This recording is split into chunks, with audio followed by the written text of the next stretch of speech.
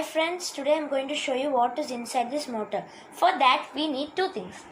This one type of motor, not the DC motor, and one iron stick. For that, then this corners you can see. Then here you can see, just pull it out. Same thing, heating is not necessary. Same thing I'll say, yeah. Once it is open, pull it. So this yellow thing you can see, it is two things. This is normally called the filament, and the this thing passes the electricity to the motor, which allows it to run. This thing is called the filament, and here this one, it is called the where the connection goes.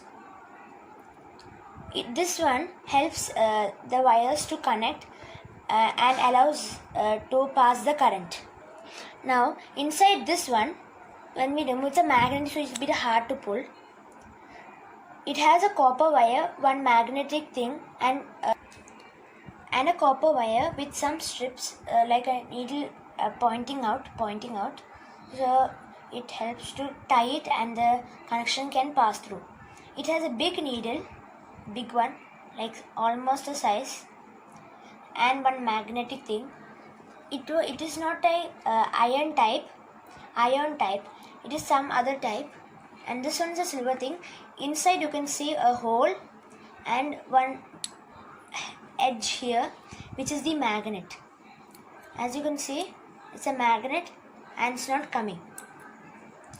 Now because of when the connection is passing through, because of the repulsion, it starts to vibrate, and that's why it is moving. So it is very hard to put the needle back where it was, like magnetic force, that's why. So now after many tries, I have kept this thing inside, and now I'll attach this yellow thing inside. Hope you like the video. If you like my video, please press the like button, subscribe, bye, and see you in the next video.